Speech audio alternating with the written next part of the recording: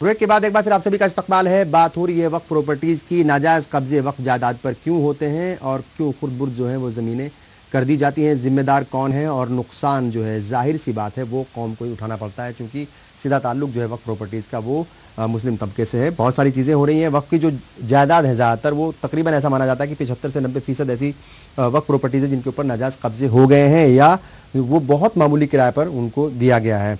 वकील साहब क्या कहेंगे आप, ये जो कानूनी पहलू है, जैसे उन्होंने अपनी मजबूरी बता दी कि अगर वो एसडीएम तक कुछ जो है वो कार्रवाई करने के लिए जो एक एडवाइजरी होगी या जो भी कुछ वो भेजते होंगे उसको बहुत ज़्यादा सीरियसली नहीं लिया जाता, और वक्फ बोर्ड के पास बहुत ज़्यादा जो है वो इख्तियारात भी नहीं है, उनके पास पावर्स भी नहीं है।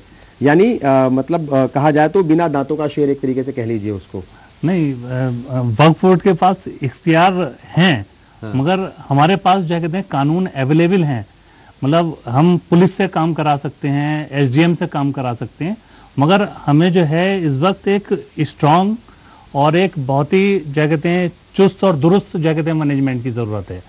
अब मैनेजमेंट के अंदर कौन होना चाहिए? पर वो चुस्त दुरुस्त मैनेजमेंट आए कहाँ से? क्योंकि वहाँ तो पॉलिटिकल सिस्टम कहीं ना कहीं हावी रहता है, पॉलिटिकल प्रेशर भी रहता है, पॉलिटिकल जो है वो लोग वहां पर होते भी हैं। तो उस चुस्त जो क्या कहते हैं वक्फ बोर्ड है या क्या कहते हैं मुतवल्ली हैं, उनको क्या कहते हैं हटाने के प्रोविजंस हैं। मतलब हम क्या कहते हैं हम उसी जो वक्फ बोर्ड का जो एक मेजर सेक्शन है वो करप्ट आदमी को हटा सकता है, कोर्ट के अंदर क्या कहते हैं प्रोसीडिंग्स के तहत हटाया जा सकता है। और अब तो क्या कहते हैं बात ये हो रही है ना कि बात ये, हाँ बिल्कुल मैं बात ये हो रही है ना कि भाई अगर वक्फ बोर्ड कार्रवाई करने के लिए एसडीएम को बोलता है या जो संबंधित जो पुलिस स्टेशन होते हैं या जो एसएचओस वगैरह जो भी जिम्मेदार होंगे उनको जो है वो कहते हैं, या बहुत सारे स्टेट्स में जो है वो डायरेक्ट डीएम को भी बोल सकते हैं सर, तो वो उनको सीरियसली नहीं लेते, वो अधिकारी या वो जो अफसरान है वो उनको सीरियसली नहीं लेते। उनको लगता है कि उनके पास बहुत सारे ऑलरेडी काम हैं, नहीं सर, कहाँ इसके ऊपर ध्यान दिया जाए। नहीं सर, सारे ऑर्डर के अगेंस्ट, सारे एडवर्स ऑर्डर के अगेंस्ट अपील का जो है प्रोविजन है हिंदुस्तान के अंदर, और सारे इनएक्शन के अगेंस्ट भी आपके पास जो कहते हैं प्रोविजंस अवेलेबल हैं। मगर फिर वही वाली बात आ जाती है कि चुस्त दुरुस्त टीम की जरूरत है। और देखिए एक बहुत बड़ा एग्जांपल कामरान भाई की नॉलेज में वो लैंड है जामिया का बटला हाउस वक्फ कब्रिस्तान, और इसमें मैं दिल्ली वक्फ बोर्ड की देखिए जो तारीफ की बातें हैं वो हमको कहनी पड़ेंगी। उन्होंने उसकी एक नई कमेटी जिसमें बहुत सारे एकेडमिशियन, जर्नलिस्ट और फॉर्मर ब्यूरोक्रेट, हमने कुछ एक दो एक्स-डीएम को उसके अंदर शामिल किया। और जब सीईओ साहब ने एसडीएम को चिट्ठी लिखी, होता क्या है कि जो इंतजामिया कमेटी है वो कितना एक्टिव है, वो चुपचाप बैठना चाहती है उसको लेकर या उसको वाकई छुड़वाना चाहती है। तो जब उसको ऑर्डर गया एसडीएम ने, फिर उसके बाद एसीपी मिस्टर अली हैं, उन्होंने जो है वो पूरा कोऑपरेट किया। जब हम आए लोकल, तो जो फिलहाल जो जामिया बटला हाउस जो इंक्रोच्ड है, ये कोई इल्जाम नहीं है, बहुत ओपन है कि उस पर जो पिछले एमएलए रहे हैं कांग्रेस के आसिम मोहम्मद खान, और जो उसमें एक स्टेक है इंक्रोचमेंट में, एक काउंसलर हैं मिस्टर जमालुद्दीन, वो कहते हैं वो मेरी पुश्तैनी जमीन है। जबकि हमारे मतीन साहब ने इस बात को कॉन्ट्रडिक्ट किया, उन्होंने कहा कि ये वक्फ बोर्ड का प्रॉपर्टी है। उन्होंने कहा साहब, पुलिस ने कहा, ये लोग गए पुलिस के पास, बोले साहब दंगा हो जाएगा, दंगा हो जाएगा अगर ये एक वक्फ बोर्ड का ऑफिस खुल गया यहाँ पे।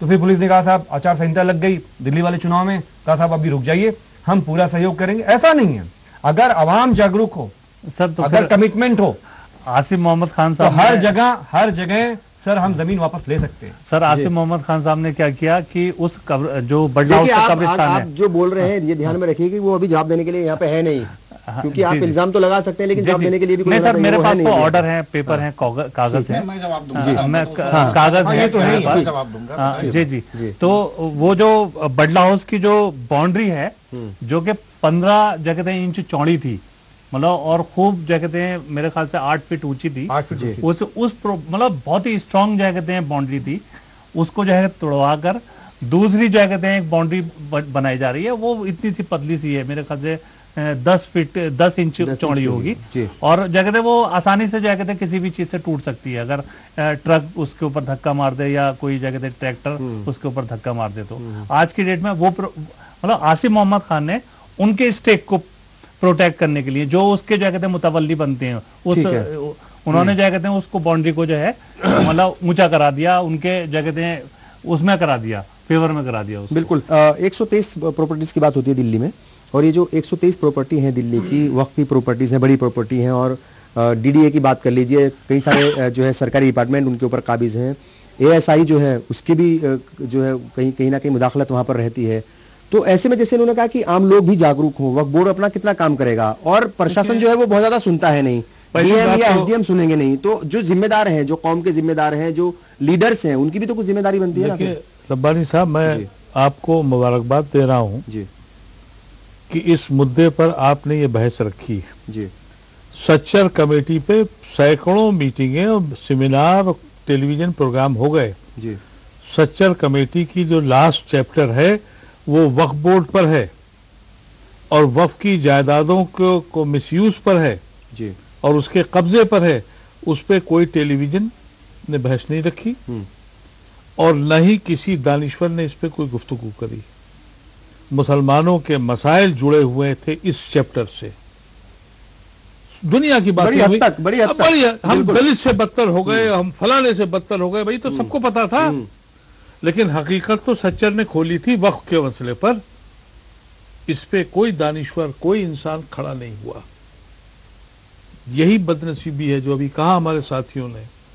सब कुछ मौजूद है, हम में खुद जी हिस्सत नहीं है। और ये कहना कि कोई दूसरा आदमी आके वक्फ की जमीन पे कब्जा कर लेता है, सिवाय सरकार के किसी की हिम्मत नहीं है कि वक्फ की जमीन पे हाथ डाल दे जब तक कि उसमें कोई अपना मुलविस नहीं होगा। अभी अमीक मियां ने बताया काका नगर आपके दिल्ली के अंदर है जी। काका के नगर की मस्जिद में वो इलियासी साहब का बेटा वो पूरा घर बनाया बैठा हुआ है, मस्जिद के ऊपर ऑफिस है उसका।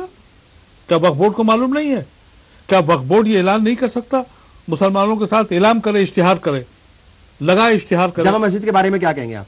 सुनिए, जामा मस्जिद एक अलग मसले पे अटकी हुई है। जामा मस्जिद पे उन्होंने वक्फ बोर्ड ने जिस वक्त ये सुप्रीम हाई कोर्ट में केस चल रहा था जी।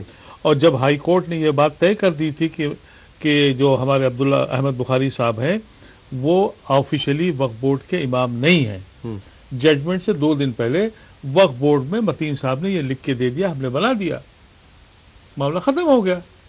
नहीं तो वो तो बहुत अखबारों में छपा था मामला।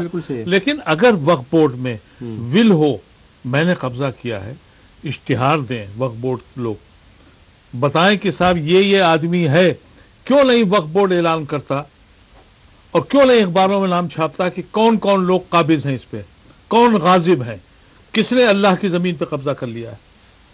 ये वक्फ बोर्ड की कमजोरियां हैं। अगर आप अपनी कौम को नहीं जगाएंगे, इल्जाम लगाते रहिए। 123 प्रॉपर्टी का जो किस्सा है, 123 प्रॉपर्टी का जो किस्सा है उसमें भी हमारी गलती हुई। मुझे याद है 2004 के मैनिफेस्टो जब बन रहा था कांग्रेस का, उस वक्त मैंने सोनिया गांधी से कहा था कि इसको भी मैनिफेस्टो में डालिए। उनका हमारी पावर आएगी तो हम इसको कर देंगे। मई 1984 को इंदिरा गांधी और वक्फ बोर्ड में एक वादा हुआ था कि जो ज़मीनें कब्जा हो गई हैं उन पे हम चिट्ठी लिख रहे हैं, और उन्होंने सारी डिपार्टमेंट्स को लिखा था कि वक्फ बोर्ड की ज़मीनों को या तो वापस कर दें या उस वक्त के जो वैल्यूएशन है उस वैल्यूएशन पे कंपनसेशन दे दें। और ये 123 प्रॉपर्टी छोड़ दी थी कि ये आप ले लीजिए।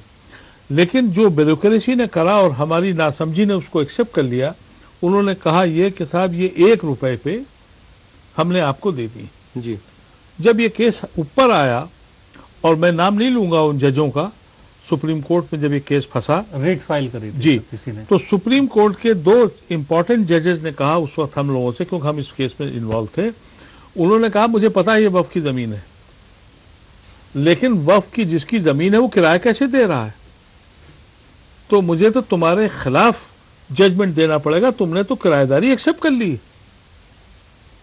और विश्व हिंदू परिषद कह रहा है ये 1 रुपए पे गए, हम 100 रुपए पे जाएंगे। 84 मई सन 84 से आज तक ये मुकदमा चल रहा है। 3 साल तक एक एक दरवाजे पे गए। उनका जजेस का कहना था, आउट ऑफ कॉन्टेक्स्ट कहा था उन्होंने कि ये बड़ी प्रॉपर्टी है, लेकिन जजमेंट हम तुम्हारे हिमायत में नहीं दे सकते क्योंकि तुमने एक्सेप्ट किया है किराएदारी। ये हमारी सोच समझ थी, हमारी अहमकाना समझ थी। यानी लीडरशिप जो है उसके ऊपर भी कहीं ना कहीं सवाल है। उसके बाद फिर जाके री नोटिफाई हुआ ऑनरेबल जस्टिस दीपक मिश्रा जी ने जो कहते हैं जजमेंट, मैं नाम नहीं लेना चाहता, मैं लेकिन मैं गलत नहीं बोल रहा मैं। ऑनरेबल जस्टिस जो कहते हैं दीपक मिश्रा जी ने ये कहा था, ऑर्डर पास किया था कि जो कहते हैं ये प्रॉपर्टी जो है हम गवर्नमेंट को जो कहते हैं डायरेक्शन देते हैं कि इस पर जो कहते हैं दोबारा से फैसला लें जी, और मैं इस जो कहते हैं रिट को जो कहते हैं डिस्पोज ऑफ कर रहा हूँ जी। तो गवर्नमेंट ने कोई जो कहते हैं आज तक फैसला नहीं लिया और कांग्रेस को ठीक है, इलेक्शन से 1 महीना पहले फैसला, 1 महीना, ठीक है, इलेक्शन से 1 महीना पहले एक्चुअली। ठीक है मुफ्ती आजाद साहब, सवाल वो 123 प्रॉपर्टीज का नहीं है, सिर्फ उन्हीं की जो है बात नहीं हो रही है, बहुत सारी ऐसी प्रॉपर्टीज है। भोगल की वक्फ की जमीन पर मस्जिद थी, उसको जो है वो डीडीए की टीम गई और उसको शहीद कर दिया और बताया कि भाई ये तो हमारी ज़मीन है। महरौली की गौसे मस्जिद चले जाइए, वहाँ पर जो है शहीद किया गया और कब्रिस्तान है उसके ऊपर कब्जे हो जाते हैं।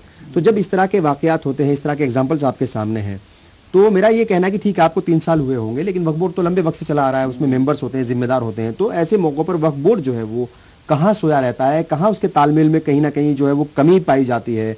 डीडीए के साथ उसके तालमेल में कमी पाई जाती है, जो दिल्ली की हुकूमत होती है उसके साथ कमी पाई जाती है, जो दिल्ली के एलजी होते हैं उनके साथ शायद कमी पाई जाती होगी, या जो यहाँ का जो इंतज़ाम या जो एक होता है ना, मतलब जो जिसके हाथ में पूरा इंतज़ाम होता है, सिस्टम होता है, उसके साथ तालमेल में कमी रहती है कहीं।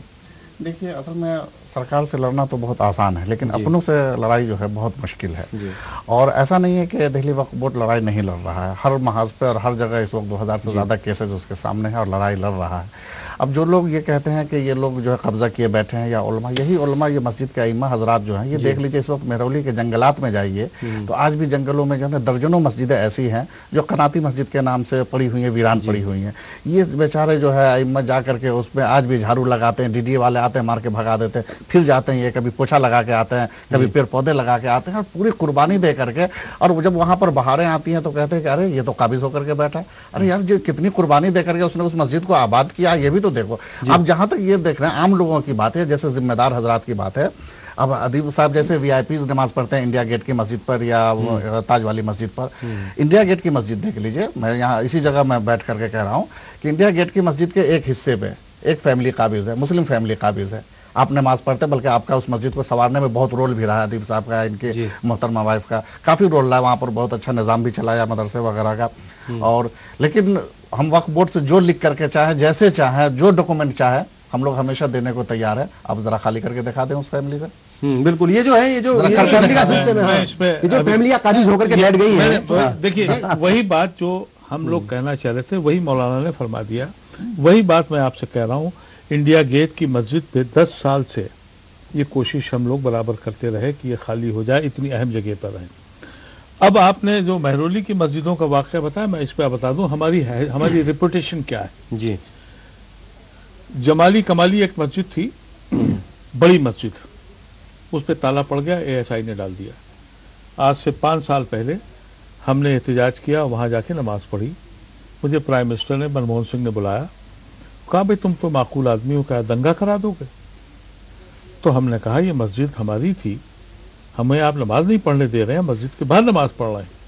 खैर बड़ी मीटिंगें हुई, बड़े फैसले हुए, आखिर में प्राइम मिनिस्टर इस बात पे तैयार हो गए मनमोहन सिंह कि 1936 में जितनी मस्जिदें आबाद थी वो खोल दी जाएं, वो मस्जिदें खोल दी जाएं। अब मैं अपनी कौम की कमजोरी बता रहा हूँ, अपनी लीडरशिप की, अपने लीडरशिप का निकम्मापन, अपना निकम्मापन, किसी पे इल्जाम नहीं लगा रहा हूँ। जब वो कहते थे कि ये आर्काइव्स को दिया हुआ है, तो हमने उनसे जब बहस की और ये कहा कि आपने हुमायूं के मकबरे को कैसे दे दिया, तो उन्होंने कहा उसको मेंटेन किया है। हमने कहा हम मेंटेन करेंगे। कुछ मसाजिदें तो इतनी अजीम है कि जाओ मस्जिद से भी अजीम खूबसूरत मस्जिदें।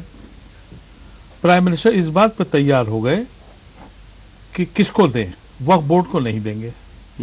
तो मैंने कहा था इसका मतलब वक्फ बोर्ड की जो कहीं ना कहीं इमेज है वो वही वक्फ बोर्ड की इमेज ये कि एक ऐसा प्राइम मिनिस्टर जो आपकी मदद करना चाह रहा था। उस वक्त हम कोई 40 मुस्लिम पार्लियामेंटेरियन उनके साथ बैठे थे। हमने कहा सर क्यों नहीं देंगे, तो उनका हर मस्जिद के साथ मुल्क बहुत बड़ी जायदादें मौजूद हैं और ये लूट मार होगी और ये मस्जिदें खतरे में पड़ जाएंगी। तो मैंने कहा ये पर्सनल लॉ बोर्ड को दे दी, उनका एक्सेप्टेबल। ये 4 साल पहले हमने बॉम्बे के पर्सनल लॉ बोर्ड की मीटिंग में रखा। ठीक है, देखिए पर्सनल लॉ बोर्ड ले ले, उन्होंने भी नहीं ली, सुन तो लीजिए, उन्होंने भी नहीं ली। ये मसाइल जब हल होंगे, जैसा मौलाना नबी का ये इशू जो है आपने जयपुर में भी उठाया था। अपने से कैसे उठा, अपने जयपुर में भी उठाया, आप मौजूद थे जी। देखिए, अपनों से कैसे लड़ा जाए। अपनों से लड़ने का सिर्फ एक तरीका है कि कौम को बेदार किया जाए। ये वक्फ बोर्ड की जिम्मेदारी बनती है। बिल्कुल ठीक। बताए उन सब लोगों को कौन कौन लोग कहाँ हैं। अगर दिल्ली के मस्जिद ऐलान हो जाए कि इंडिया गेट की मस्जिद की बात की इन्होंने, कि एक आदमी काबिज है, मस्जिद के अंदर घर बना हुआ है और मस्जिद में लोग बाहर पढ़ रहे हैं नमाज, हम लोग सड़क पे पढ़ते हैं, हम तो जुमे की नमाज में तो पेड़ के नीचे पढ़ते हैं, क्योंकि आधा घर तो उसमें आधा घर रखा हुआ है। ये भी कोशिश कर रहे हैं, हमने भी कोशिश करके देख ली, नहीं होता। देखिए आवाम को तैयार, बस एक मिनट आ रहा हूँ। आवाम को तैयार करने की जरूरत, आवाम को तैयार करने की जरूरत है। और सवाल ये भी उठेंगे ब्रेक के बाद कि भाई ये जो काबिजीन है, जो मुतवल्ली है, ये क्यों कब्जा करके बैठ जाते हैं, और जो उलमाए किराम है कुछ जो मस्जिदों के ऊपर कब्जा कर लेते हैं, उनसे जो है वो कैसे निजात पाई जाए। और जवाब जो है एजाज अरशद कासमी साहब जरूर देंगे। एक ब्रेक लेंगे, बहुत जल्द हाजिर होंगे।